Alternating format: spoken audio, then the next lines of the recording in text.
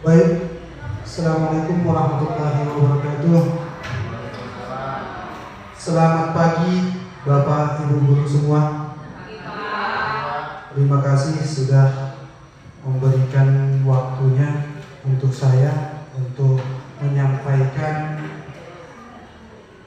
praktik baik di sekolah kita ini tentang nanti visi guru penggerak dan budaya positif. Mari kita bersyukur kepada Tuhan Yang Maha Esa atas berkat dan rahmat-Nya. Pada pagi hari ini kita diperkenankan berhadir di ruangan ini untuk menghadiri undangan saya dalam penyampaian aksi nyata saya. Yang saya hormati di sini Bapak Ibu guru, di sini ada Pak Kiri, ada Bapak Ibu yang sudah hadir di sini. Baik, langsung saja Bapak Ibu. Di sini saya menyampaikan materi tentang budaya positif. Budaya positif ini dilatar belakangnya itu adalah filosofi pendidikan Ki Hajar Dewantara, yaitu filosofi pendidikan Ki Hajar Dewantara menjelaskan tujuan pendidikan adalah menuntun segala kodrat yang ada pada anak-anak agar mereka dapat mencapai keselamatan dan kebahagiaan yang setinggi-tingginya, baik sebagai manusia maupun sebagai anggota masyarakat. Selanjutnya, dalam konsep ini, pendidikan hanya dapat menuntun tumbuh atau hidupnya kekuatan kodrat yang ada pada anak-anak agar dapat memperbaiki lakunya, bukan dasarnya, hidup dan tumbuhnya kekuatan kodrat anak.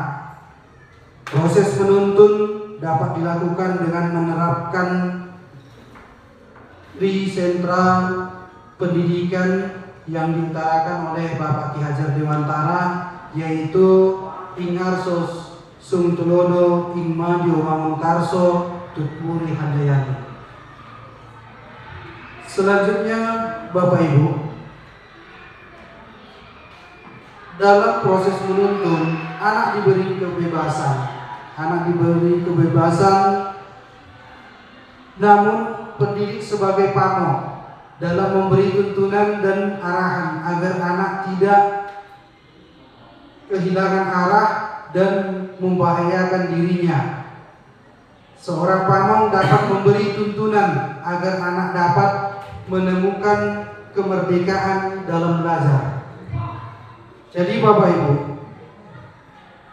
di sini jelas Bapak Ki Hajar Dewantara katakan seorang guru itu menuntun. Ya, seorang guru itu kita disuruh menuntun. Jadi kita tidak lagi dituntut harus berfokus kepada guru semua, tetapi kita lihat daripada kebutuhan daripada anak kita. Apa kebutuhannya? Nah, di sini nanti saya akan menyampaikan kebutuhan belajar daripada anak. Di sana nanti ada kebutuhan, ada nanti kita disampaikan ada profil. Kita pahami dulu.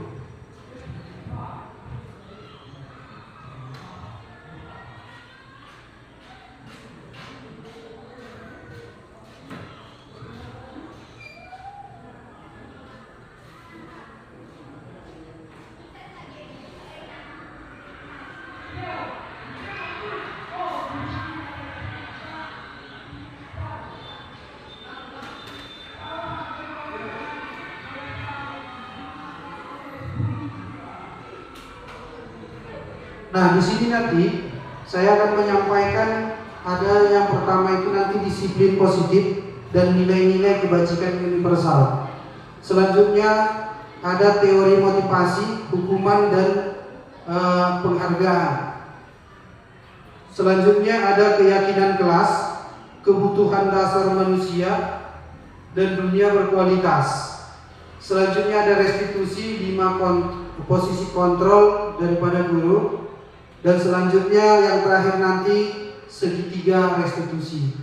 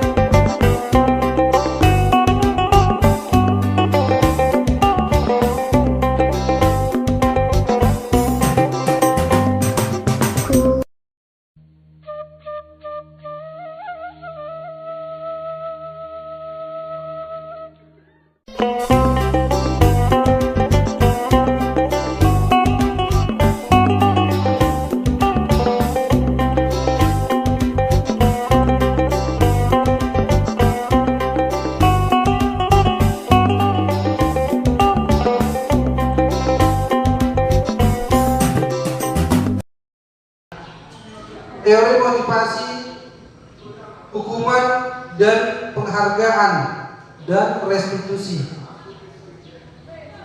Tujuan daripada materi ini adalah bagaimana teori motivasi dan motivasi intrinsik yang ditujukan serta menerapkan dalam kehidupan sehari-hari di lingkungannya. Selanjutnya, kita bisa menerapkan kepada siswa konsep hukuman, penghargaan, dan konsep pendekatan restitusi.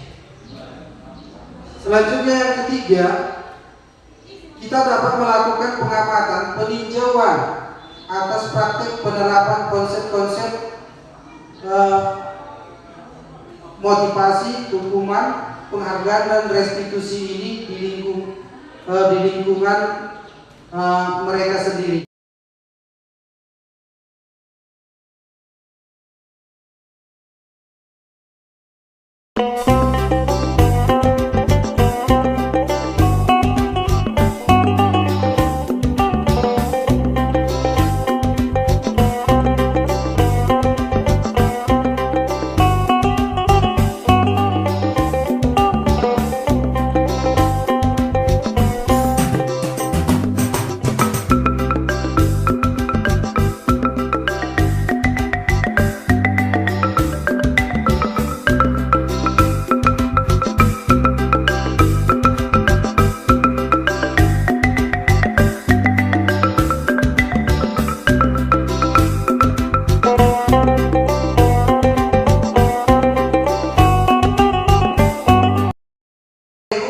Keyakinan kelas. Nah, keyakinan kelas ini bagaimana kita membuat keyakinan dengan anak didik kita. Begitu kita masuk ke dalam kelas, kita buat keyakinan. Kita pandu anak didik kita itu untuk membuat keyakinan-keyakinan yang tidak boleh dilanggar. Tetapi keyakinan kelas ini sifatnya itu adalah muncul dari diri anak didik kita, siswa kita. Jadi tidak dia itu bersumber dari kita. Kalau dia nanti bersumber dari kita atau dari sekolah, maka itu adalah sebuah peraturan yang akan diterapkan di kelas itu. Tetapi ini adalah keyakinan kelas. Berarti kita hadirkan keyakinan itu dari diri atau anak didik kita tanpa ada intervensi dari kita. Nah, dalam keyakinan kelas ini maka kita dapat menganalisis pentingnya memiliki keyakinan sekolah atau kelas sebagai fondasi dan arah tujuan sebuah kelas yang akan menjadi landasan dalam memecahkan konflik atau permasalahan yang akan timbul di dalam sebuah kelas. Selanjutnya, dengan keyakinan kelas ini kita dapat menjelaskan proses pembentukan dari peraturan-peraturan beralih ke keyakinan kelas. Selanjutnya, keyakinan kelas kita dapat berpikir kritis, kreatif, reflektif, dan terbuka dalam menggali nilai-nilai yang ditujukan pada peraturan yang ada di sekolah atau kelas kita masing-masing.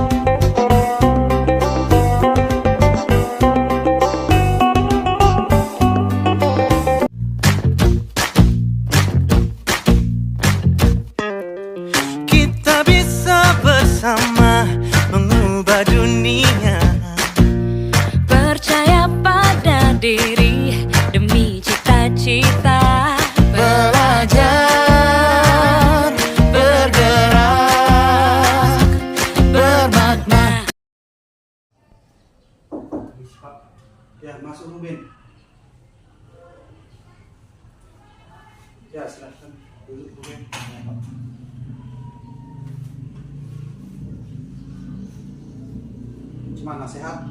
Iya, Pak. Begini Ruben, sesuai dengan laporan yang datang ke Bapak. Ya, Pak. Ruben, kamu tadi marah ya sama Fikri karena menghalang-halangi pandangan kamu melihat papan tulis. Iya Pak, jadi si Fikri itu Pak sengaja dia menggerak-gerakkan kepalanya Pak, sehingga saya setiap melihat ke arah papan tulis Pak, jadi saya marah sama Fikri Pak. Oh iya, wajar kamu marah. Kalaupun Bapak Kian pun dibuat seperti itu, Bapak pun pasti akan melakukan seperti hal yang dilakukan oleh Ruben. Lalu apa yang Ruben lakukan terhadap Fikri? Saya marah-marah Pak, saya maki Fikri, lalu setelah itu saya dorong kursinya Pak. Oh gitu ya. Pasti ada alasan Ruben melakukan seperti itu ya. Iya Pak, selalu setiap jam mata pelajaran itu Pak, Fikri selalu berbuat seperti itu sama saya Pak. Jadi saya gak sabar lagi Pak. Oh, ya wajar kamu merasa marah Ruben, karena Fikri sudah jahil terhadap kamu dengan menghalang-halangi pandangan kamu ke depan ke arah papan tulis. Nah, Bapak sangat menghargai tindakan kamu itu, karena tindakan kamu itu tidak berlebihan. Sempat berlebihan seperti memukul atau mencederai Fikri, itu akan lebih berbahaya lagi. Nah, sekarang coba sama-sama kita pikirkan tindakan Ruben yang sampai mendorong kursi Fikri. Apakah sudah sesuai dengan keyakinan kelas kita? Tidak Pak. Tidak ya. Menurut Fikri, menurut Ruben, keyakinan kelas apa yang sudah dilanggar? Keyakinan kelas Pak, yaitu saling menghormati antar sesama teman Pak.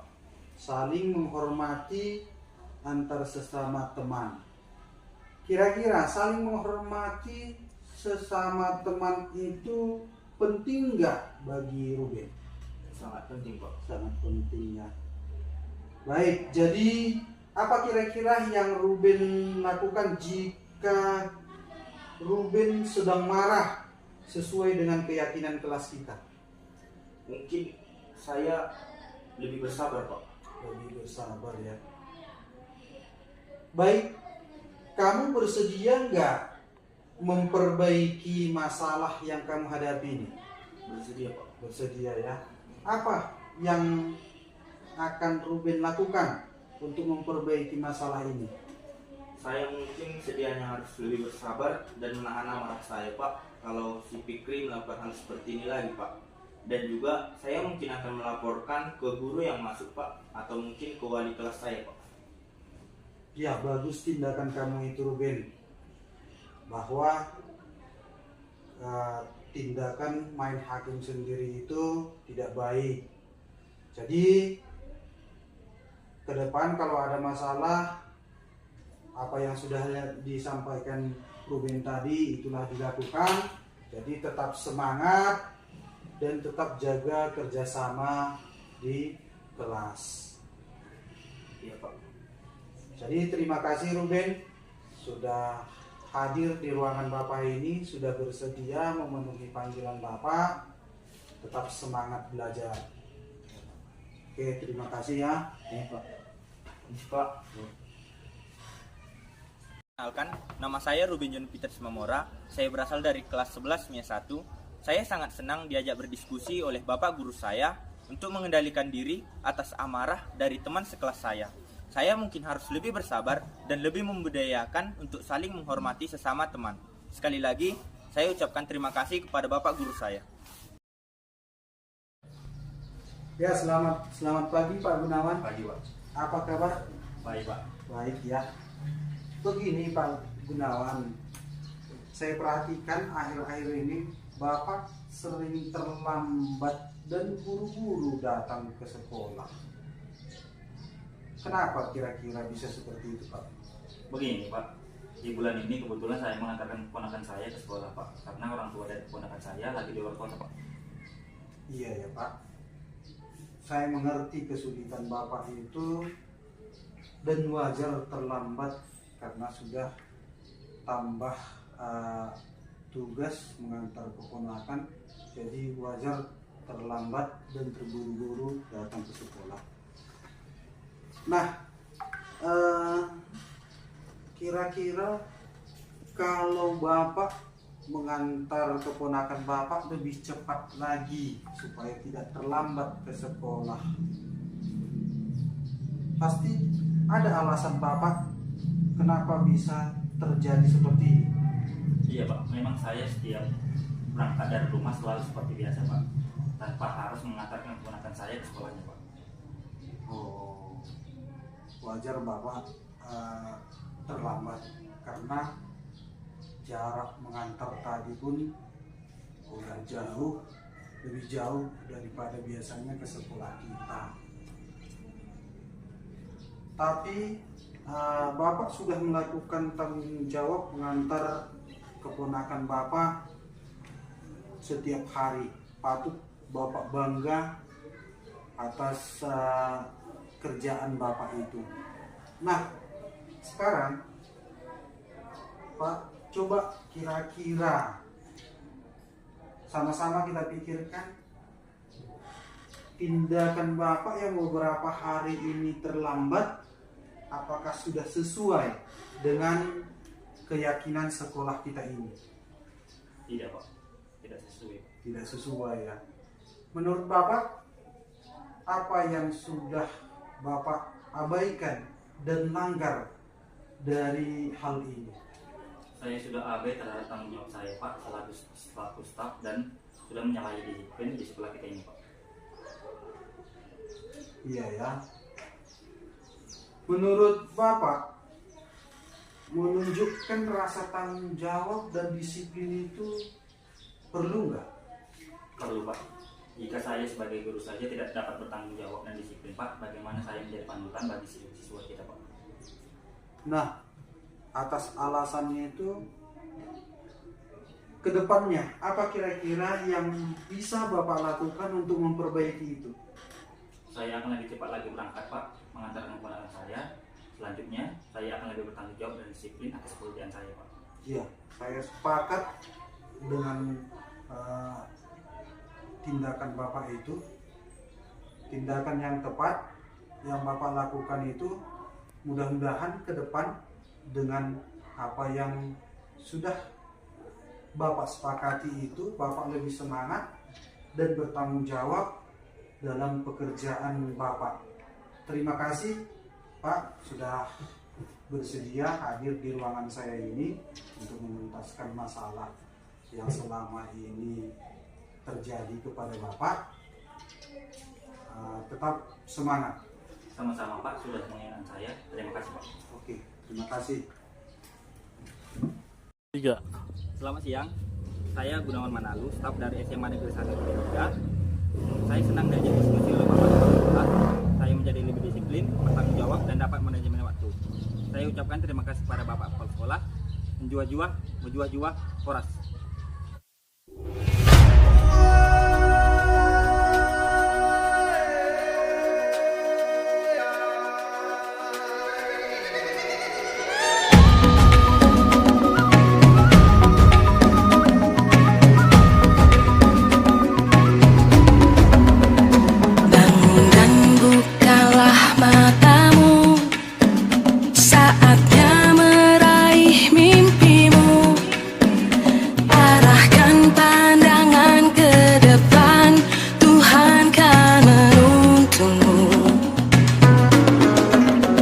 Sadarilah masa